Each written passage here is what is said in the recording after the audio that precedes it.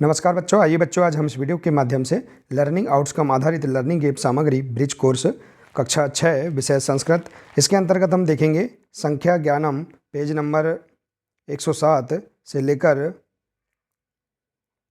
112। इसमें दी गई सभी वर्कशीटों को हम किस प्रकार से पूर्ण कर सकते हैं एवं पाठ्य वस्तु का परिचय हम जानेंगे। तो आइए देखते हैं। देखिए बच्चों, इससे पहले यदि आपने इस चैनल को सब्सक्राइब नहीं किया है तो इस चैनल को सब्सक्राइब कर लें, बेल आइकन को प्रेस कर लें ताकि इसी प्रकार के आगे के सभी वीडियो आप तक पहुंचते रहेंगे। तो आइए देखते हैं।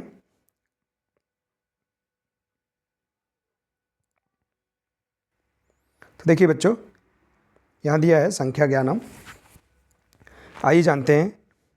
संस्कृत भाषायाम एकतः 4 पर्यंत संख्या त्रिषु लिंगेषु भिन्ना भवन्ति। संस्कृत भाषा में 1 से लेकर 4 तक की संख्या तीनों लिंगों में भिन्न भिन्न प्रयोग की जाती हैं। ठीक है बच्चों, और बाकी 5 से लेकर 10 तक की तीनों लिंगों में संख्या समान रहती है। जैसे देखिए, संख्या 1 पुल्लिंग में एकः, स्त्रीलिंग में एका और नपुंसकलिंग के लिए एकम, और संख्या 2 पुल्लिंग में 2 द्वौ, स्त्रीलिंग में द्वे और नपुंसकलिंग में द्वे।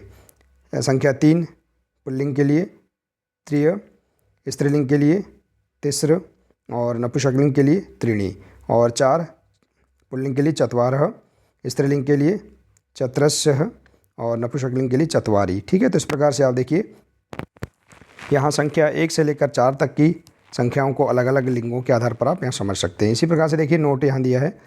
पंचतः संख्या त्रिषु लिंगेषु समाना एव। 5 से लेकर सभी संख्याओं के रूप तीनों लिंगों में एक समान रहते हैं। ठीक है बच्चों, तो आइए देखते हैं। यहाँ पुल्लिंग शब्द दिए हैं। देखिए, इनके लिए संख्या शब्द है 1 अश्व, देखिए 2 गजो, 3 देवा। देखिए, तो पुल्लिंग के लिए यहाँ देखिए संख्या शब्द, तो देखिए हम यहाँ समझ सकते हैं। पुल्लिंग के लिए 1 2 3 चत्वारः, स्त्रीलिंग के लिए 1 द्वे तिस्र चतुरस्रः। ठीक है, तो इस प्रकार से देखिए हम यहाँ पर इनका उपयोग समझ सकते हैं। 1 अश्वः, 2 गजो, 3 देवाः, चत्वारः वेदः, पच्च। इसी प्रकार से षष्ठ शुका, सप्त अष्ट सैनिकाः। देखिए, तो ये यहाँ पर पुल्लिंग शब्द भी दिए हैं चित्रों के आधार पर और उनके साथ संख्या का भी प्रयोग किया गया है। इसी प्रकार से देखिए यहाँ पर स्त्रीलिंग, यहाँ जो शब्द हैं ये दिए गए हैं देखिए चित्र के आधार पर, जैसे माला, चिड़िया। देखिए ये सब स्त्रीलिंग शब्द हैं। तो इनके लिए देखिए एक चिड़िया एक वचन के लिए, 2 चटके। देखिए यहाँ देखिए 2 संख्याओं के लिए द्वे और 3 संख्याओं के लिए तिस्र और 4 के लिए चतस्रः। देखिए इसी प्रकार से देखिए यहाँ दिया है नपुंसकलिंग शब्दों के साथ। देखिए 1 संख्या के लिए 1 पुष्पम, 2 नेत्रे, 3 पत्राणि और चत्वारि कार्यानानि। देखिए, तो ये यहाँ नपुंसकलिंग जो शब्द है ये यहाँ दिए गए हैं, इनके साथ संख्या का प्रयोग भी इस प्रकार से बताया गया है। ठीक है बच्चों, तो देखिए इसी प्रकार से देखिए संख्या पुल्लिंग, स्त्रीलिंग और नपुंसकलिंग के लिए पच बालकः, पच बालिका, पच पुस्तकानि। देखिए सभी 5 के बाद की जो संख्या हैं सभी तीनों लिंगों के लिए एक समान लिखी जाती है। तो आइए इसी प्रकार से हम देखते हैं अभ्यास कार्यम। उचित युग्मम मेलयत। देखिए 1 के लिए क्या आएगा, छात्रः। इसी प्रकार से देखिए 2 फले, तिस्र देखिए बालिका स्त्रीलिंग के साथ। इसी प्रकार से चत्वारि देखिए कार्यानानि और 3 बालकाः। ठीक है बच्चों, तो इस प्रकार से आप यहाँ संख्या के आधार पर, लिंग के आधार पर इसका मिलान कर सकते हैं। ठीक है, इसी प्रकार से देखिए अगला दिया है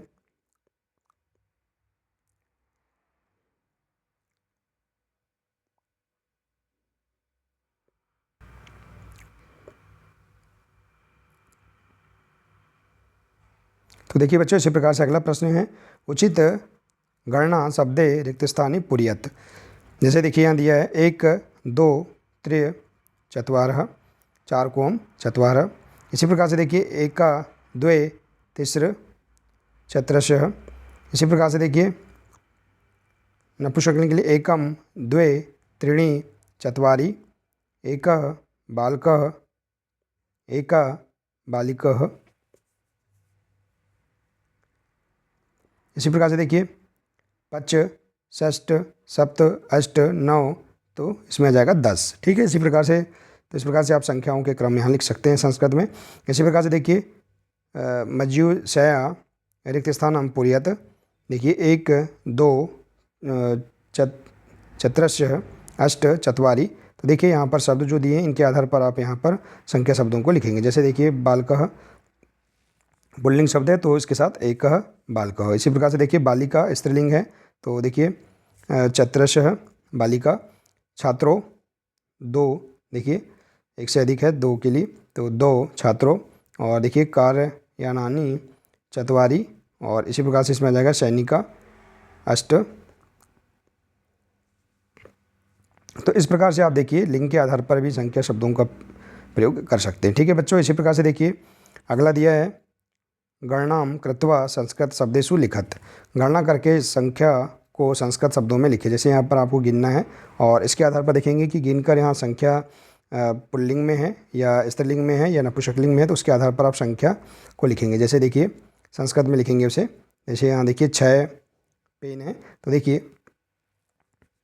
पेन के लिए षष्ठ लेखिका। इसी प्रकार से देखिए कलम है तो इसे हम, और इसी प्रकार से देखिए यहाँ पुस्तक है नपुंसकलिंग है देखिए तो इसे सप्त पुस्तकानि। देखिए इसमें तीनों लिंगों के लिए समान संख्या शब्द प्रयोग किए जाएंगे। इसी प्रकार से देखिए 5 है तो पच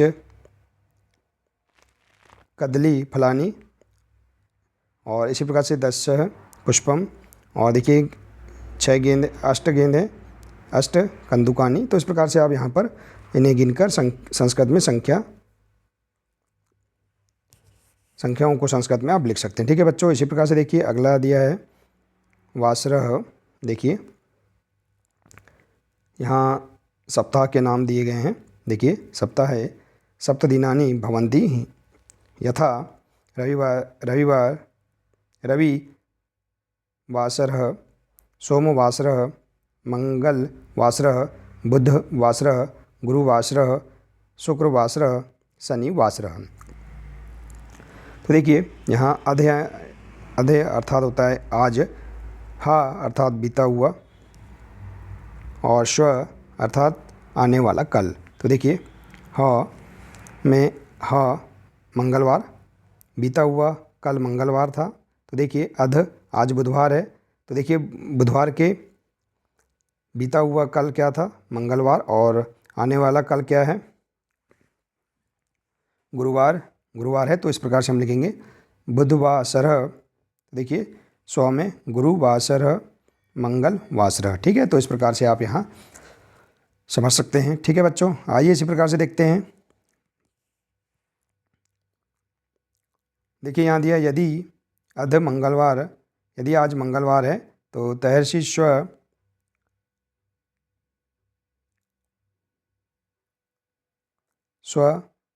अर्थात आने वाला, क वासरः तो कल कौन सा दिन होगा तो बुधवासरः, स्व बुधवासरः। ठीक है, इसी प्रकार से देखिए यदि अध रविवासरः, यदि आज रविवार है तो तर्हि हा क वासरः तो बीता हुआ कल क्या होगा रविवार के पहले वाला शनिवासरः।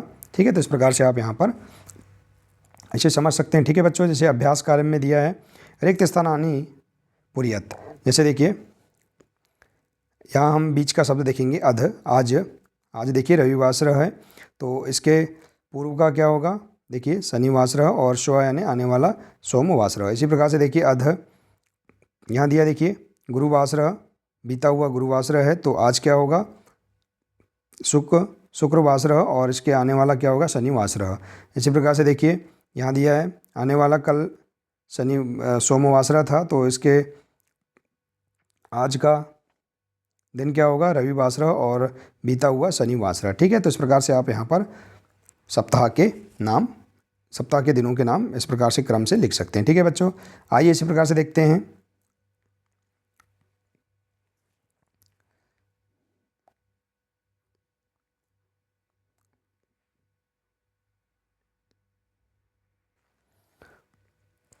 तो देखिए बच्चों, इसी प्रकार से दिया है, देखिए यहाँ मासः। ठीक है, देखिए हम यहाँ महीनों के नाम समझेंगे क्रम से। यथा सप्ताहे सप्तदिनानि भवन्ति एव वर्षे द्वादश, देखिए मासा भवन्ति, तेषां नामानि चैत, हिंदी सप्ताह, हिंदी महीनों के नाम देखिए, चैत, वैशाख, ज्येष्ठः, आषाढ़ः, श्रावणः, भाद्रपदः, अश्विनः, कार्तिकः, मार्गशीर्षः, पौषः, माघः और फाल्गुनः। तो आइए इसके आधार पर हम देखते हैं। पुनः स्मरन्तु सप्ताहे सप्तदिनानि भवन्ति वर्षे द्वादश मासा भवन्ति। देखिए अभ्यास कार्यम दिया है, रिक्त स्थानों की पूर्ति कीजिए। वैव, देखिए वैशाख, यहाँ बीच का जो देखिए शब्द हमें लिखना है, वैसे वै देखिए दिया है, वैशाख, मार्गशीर्षः, अश्विनः, भाद्रपदः और कार्तिकः। इस प्रकार से आप रिक्त स्थान की पूर्ति कर लेंगे महीनों के नाम लिखकर। ठीक है, इसी प्रकार से देखिए हिंदी महीनों के नाम दिए हैं। इसी प्रकार से देखिए उदाहरण अनुसार दिया है, रिक्त स्थानी पुर्यत। देखिए यदि वर्तमान में वैशाख है, देखिए यहाँ दिया है पूर्व मास बीता हुआ चैत, वर्तमान में वैशाख, तो आगामी मास है ज्येष्ठ। इसी प्रकार से देखिए वर्तमान में श्रावण है, तो इसके पूर्व क्या होगा, आषाढ़, और इसके आने वाला भाद्रपद। इसी प्रकार से अश्विन वर्तमान में अश्विन माह है, तो इसके पूर्व भाद्रपद, और इसके आगाम आने वाला कार्तिक। इसी प्रकार से माघ, और इसी प्रकार से भाद्र के लिए भी हम इस प्रकार से पूर्व मास और आगामी मास के नाम हम इस प्रकार से लिख सकते हैं। ठीक है बच्चों, आइए इसी प्रकार से देखते हैं निर्देश अनुसार रिक्त स्थानी पुर्यत। ठीक है, देखिए चैत, वैशाख, ज्येष्ठ, तो इसी प्रकार से देखिए यहाँ क्रम से दिए गए हैं, चैत, वैशाख, ज्येष्ठ। तो देखिए यहाँ भाद्रपद, तो इसके पूर्व के आषाढ़, श्रावण, भाद्रपद। इसी प्रकार से देखिए कार्तिक, तो इसके पूर्व का अश्विन और मार्गशीर्ष, और इसी प्रकार से देखिए फाल्गुन है, तो इसके पूर्व के दो दिए हैं महीनों के नाम, पौषः और माघ और फाल्गुन। तो इस प्रकार से आप हिंदी माहों के नाम क्रम से भी यहाँ लिख सकते हैं और खाली स्थान को पूरा कर सकते हैं। ठीक है बच्चों, इसी प्रकार से देखिए आगे दिया है उचित क्रमानुसार योज्यत। जैसे रविवासरः, तो इसे क्रम से लिखेंगे, रविवार के बाद सोमवासरः, मंगलवासरः, बुधवासरः, गुरुवासरः। इसी प्रकार से देखिए शनिवासरः यहाँ दिया है और मंगलवासरः, तो शनिवार, शुक्रवासरः, शनिवासरः, रविवासरः, सोमवासरः, मंगलवासरः।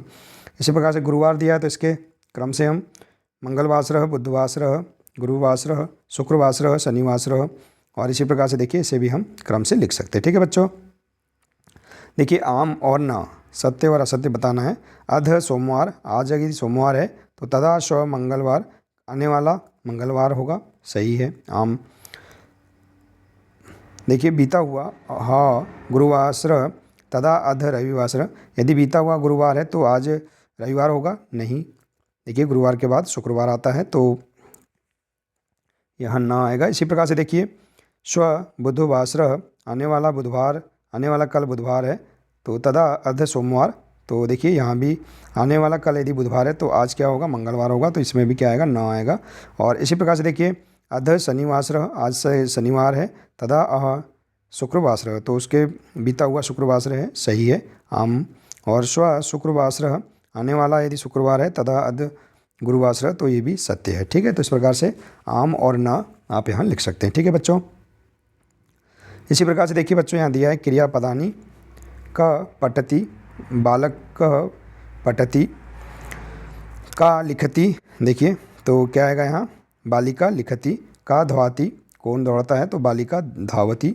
और इसी प्रकार से देखिए क लिखति, तो बालकः लिखति, और का खादति, बालिका खादति। तो इस प्रकार से आप देखिए यहाँ पर इसे भी पूर्ण कर सकते हैं। ठीक है बच्चों, तो देखिए बहुत ही सरल तरीके से हम यहाँ पर दिए गए अभ्यास कार्यों को हम बहुत ही सरल तरीके से पूर्ण कर सकते हैं। ठीक है बच्चों, तो बच्चों आशा है कि आपको ये सभी अभ्यास कार्य अच्छे से समझ में आ गए होंगे बच्चों। आज के लिए सिर्फ इतना ही है, मिलते हैं नेक्स्ट वीडियो में।